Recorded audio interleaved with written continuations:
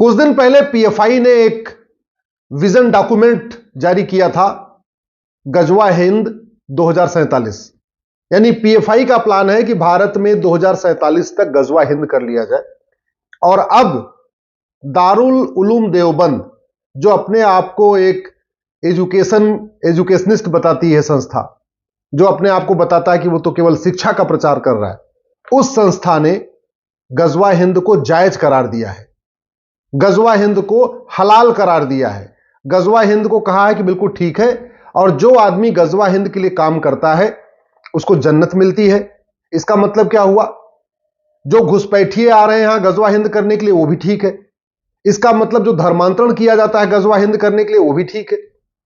इसका मतलब जो जानबूझ के जनसंख्या विस्फोट किया जा रहा है गजवा हिंद के लिए वो भी ठीक है।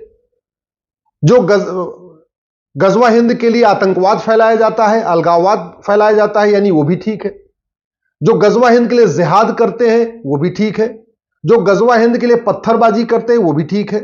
जो गजवा हिंद के लिए मजहबी उन्माद फैलाते हैं वो भी ठीक है। जो गजवा हिंद के लिए हिंदुओं का पलायन करवाते हैं वो भी ठीक है। यानी कश्मीर में जो नरसंहार हुआ वो भी ठीक है, बंगाल में जो हो रहा है वो भी ठीक है। इसका मतलब हिंदुओं को खत्म करना, हिंदुओं को खत्म करके भारत में शरिया लागू करना, ये सब जायज है। और ये मैं नहीं कह रहा हूं, ये दारुल उलूम देवबंद ने कहा है कि गजवा हिंद जायज है। जो चीजें मैं इतने दिन से कह रहा था सब सामने आ गई। दारुल उलूम देवबंद में घुसपैठिए कई बार पकड़े जा चुके हैं, अलगाववादी कई बार पकड़े जा चुके हैं। इस संस्था ने कई बार आतंकवादियों का केस लड़ा है। हमारी पीआईएल 3 तलाक के खिलाफ, हलाला के खिलाफ, मुताह के खिलाफ, मिस्यार के खिलाफ, तहर्रुस के खिलाफ जो आई है उसका दारुल उलूम ने विरोध किया है। तलाके हसन, तलाके बाइन, तलाक के किनाया का मैटर सुप्रीम कोर्ट में है, दारुल उलूम उसका विरोध करता है।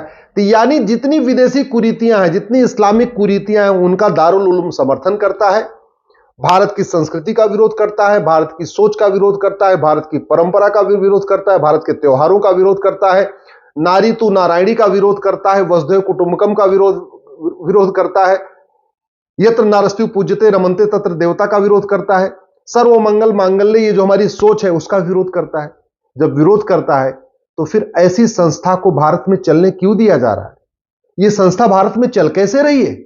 जो भारत के संविधान को खत्म करना चाहती है, भारत में शरिया लागू करना चाहती है, भारत में दारुल कज़ा खोलनी चाहती है, जगह जगह शरिया कोर्ट खोलना चाहती है, भारत में सबको समान शिक्षा की बजाय मदरसे खोल खोल के इस्लाम को बढ़ा रही है, उस संस्था को चलने क्यों दिया जा रहा है?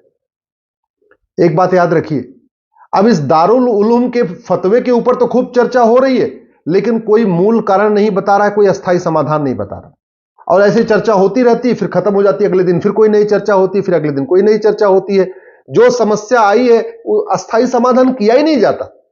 और आप लोग भी न कभी सांसद से, विधायक से, मंत्री से पूछते भैया समाधान भी कोई बताओगे, कोई समस्या चलती रहेगी। आखिर दारुल उलूम देवबंद आज की डेट में हर प्रत्येक देश विरोधी गतिविधियों में जो शामिल लोग हैं उनकी मदद करता है, जासूसों की मदद करता है, गद्दारों की मदद करता है, देशद्रोहियों की मदद करता है, अलगाववादियों की मदद करता है, आतंकवादियों की मदद करता है, मजहबी उन्माद फैलाने वालों की मदद करता है, घुसपैठियों की मदद करता है, धर्मांतरण कराने वाले जिहादियों की मदद करता है, सबकी मदद करता है। और चला कौन रहा है? मदीना से आया परिवार, मदनी परिवार। ये जो दारुल उलूम का पूरा चल रहा है सिस्टम, ये कौन चला रहा है? कोई भारत का व्यक्ति नहीं चला रहा है, यह परिवार मदीना से आया था, मदनी परिवार। वो मदनी परिवार इस पूरे दारुल उलूम को चला रहा। अगर इसको हमने बंद नहीं किया, खत्म नहीं किया, तो यह नासूर की तरीके पूरे देश में फैल जाएगा, हमें पता भी नहीं चलेगा। जिस तरीके से प्लान्ड वे में दारुल उलूम जगह जगह मदरसे खोल रहा है, मदरसों में नफरती शिक्षा दी जा रही है, इसके खिलाफ अगर कार्रवाई नहीं हुई तो वो दिन दूर नहीं जब पाकिस्तान वाले हालात हो जाएंगे, अफगानिस्तान वाले हालात हो जाएंगे, बांग्लादेश वाले हालात हो जाएंगे। वो दिन दूर नहीं जब दोबारा फिर से कश्मीर जैसा हालात हो जाएगा। दारुल उलूम देवबंद ने आज पीएफआई का जो विजन डॉक्यूमेंट था 2047 में गजवा हिंद, उसको पूरी तरीके जस्टिफाई कर दिया है। अब कुछ बचा नहीं है। इसलिए मैं सबसे पहले कहता हूं, सबसे पहले संविधान के सेकुलर वर्ड को निकाला जाए। यह सेकुलर वर्ड की आड़ में दारुल उलूम देवबंद पूरे देश में नफरत फैला रहा है, पूरे देश में जड़े जमा रहा है। और वो कौन सा शब्द है? ये सेकुलर शब्द है जो संविधान के प्रियम्बल में इंदिरा गांधी ने इमरजेंसी के दौरान डाला था। तत्काल आर्टिकल 11 के अनुसार, संविधान का आर्टिकल 11 कहता है नागरिकता देने और नागरिकता लेने के लिए कठोर कानून बनाओ। नागरिकता आज तक सबको मिली, किसी की गई नहीं है। जासूसों की, गद्दारों की, अलगाववादियों की, चरमपंथियों की, कट्टरपंथियों की, घुसपैठियों की, जिहादियों की, मजहबी उन्मादियों की, धर्मांतरण कराने वाले जो लोग हैं शामिल, इन सब की नागरिकता खत्म करने के लिए तत्काल कानून बनाया जाए, नहीं तो हमारे पूरे देश में दारुल उलूम का नासूर फैल जाएगा।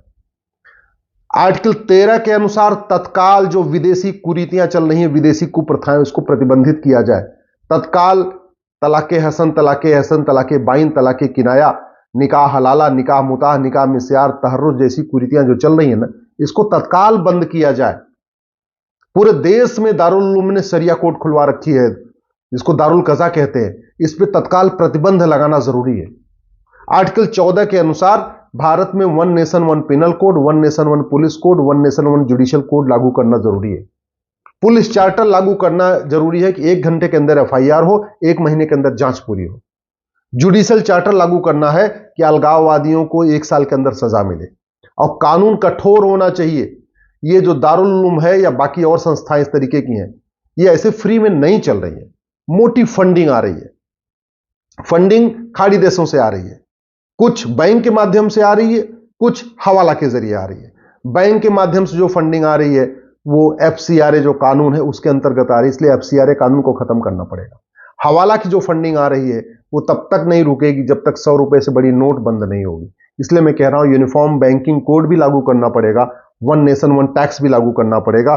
आर्टिकल 25 में जो रिलीजन को प्रोपोगेट करने के लिए हमने छूट दे दिया है, तत्काल आर्टिकल 25 को बदलना पड़ेगा, उसमें से प्रोपोगेशन वर्ड हटाना पड़ेगा। भाई अपने अपने परंपरा के अनुसार आप इबादत करिए, लेकिन आप किसी को कन्वर्ट नहीं कर सकते। विदेशी रिलीजन में कन्वर्ट करना, इसको देशद्रोह घोषित करना पड़ेगा, और जो कन्वर्ट कराए उसके खिलाफ NSA लगाना पड़ेगा, UAPA लगाना पड़ेगा, गैंगस्टर एक्ट लगाना पड़ेगा, 100% प्रॉपर्टी जब्त करना पड़ेगा, और उसकी नागरिकता खत्म करनी पड़ेगी, तब जाके ये रुकेगा। इसी तरीके से आर्टिकल 30, ये संविधान का आर्टिकल 30 जो इजाजत देता है कि नहीं अपने अपनी पसंद का स्कूल खोलते हैं, उसको आर्टिकल 30 को खत्म करना पड़ेगा। भारत में यूनिफॉर्म एजुकेशन सिस्टम लागू करना पड़ेगा। 10वीं तक यानी 16 साल तक देश के सभी बच्चों की एक किताब करना पड़ेगा। गुजरात वाला गुजराती में पढ़े, बंगाल वाला बंगाली में पढ़े, महाराष्ट्र वाला मराठी में पढ़े। सिलेबस और करिकुलम एक होना चाहिए। 1 नेशन 1 एजुकेशन बोर्ड और 1 नेशन 1 सिलेबस, 1 नेशन 1 करिकुलम, और सबके लिए त्रिभाषा, 3 भारतीय भाषा सबके लिए अनिवार्य करना पड़ेगा। विदेशी भाषा नहीं, अंग्रेजी अनिवार्य करने की जरूरत नहीं है। उर्दू विदेशी भाषा, इसको अनिवार्य नहीं करना। अरबी विदेशी भाषा नहीं, 3 भारतीय भाषा, एक हिंदी हो गई, एक संस्कृत हो गई, एक कोई और भारतीय भाषा, चाहे वो गुजराती हो, चाहे तमिल हो, मलयालम हो, बंगाली हो, जो भी है, लेकिन 3 भारतीय भाषाओं को 16 साल तक यानी 10वीं तक सभी बच्चों के लिए पढ़ना अनिवार्य करना पड़ेगा। 10वीं तक सबके लिए रामायण पढ़ना अनिवार्य करना पड़ेगा, भगवत गीता पढ़ना अनिवार्य करना पड़ेगा, वेद पढ़ना अनिवार्य करना पड़ेगा। कोई विदेशी किताब 10वीं तक किसी बच्चे को नहीं पढ़ाने की अनुमति मिलनी चाहिए। न विदेशी किताब, न विदेशी रिलीजन, न विदेशी भाषा। 10वीं तक केवल भारतीय किताब, भारतीय पंथ, भारतीय भाषाएं, केवल और केवल भारतीय, विदेशी कुछ भी नहीं। और बैंकिंग ट्रांजैक्शन टैक्स लागू करना पड़ेगा। ये जो दुनिया भर के चल रहे हैं ना, सबसे जो फंडिंग आ रही है, उस फंडिंग का बहुत बड़ा कारण यह है जो ब्लैक मनी जनरेट हो रही है, और जो फंडिंग आ रही है, इसको रोकने का एक ही तरीका है, यूनिफॉर्म बैंकिंग कोड लागू हो, 1 नेशन 1 टैक्स लागू हो। इसलिए इस वीडियो को अधिक से अधिक शेयर करिए, अपने सांसदों को भेजिए, अपने विधायकों को भेजिए, अपने पसंदीदा पार्टी के नेताओं को भेजिए, और उनसे कहिए कि अफगानिस्तान के लोगों ने कभी सोचा नहीं था, आज खत्म हो गए। पाकिस्तान में हमारे पूर्वजों ने कभी सोचा नहीं था, आखिर खत्म हो गए। बांग्लादेश के हमारे पूर्वजों की क्या हालत है आप देख रहे हैं, कश्मीर में क्या हुआ आप देख रहे हैं, बंगाल में क्या हुआ देख रहे हैं। इसलिए तत्काल सरकार कानून बनाए, संविधान को 100% लागू करे, समान शिक्षा लागू हो, समान नागरिक संहिता लागू हो, घुसपैठ नियंत्रण कानून बने, धर्मांतरण नियंत्रण कानून बने, जनसंख्या नियंत्रण कानून बने, विदेशी चंदा नियंत्रण कानून बने और यूनिफॉर्म बैंकिंग कोड लागू किया जाए और नागरिकता खत्म करने, जो आदमी देश के खिलाफ बोले, जो गजवा हिंद की सोचे, गजवा हिंद की बात करे, उसकी नागरिकता खत्म करने, 100% प्रॉपर्टी जब्त करने और आजीवन कारावास देने के लिए कानून बने।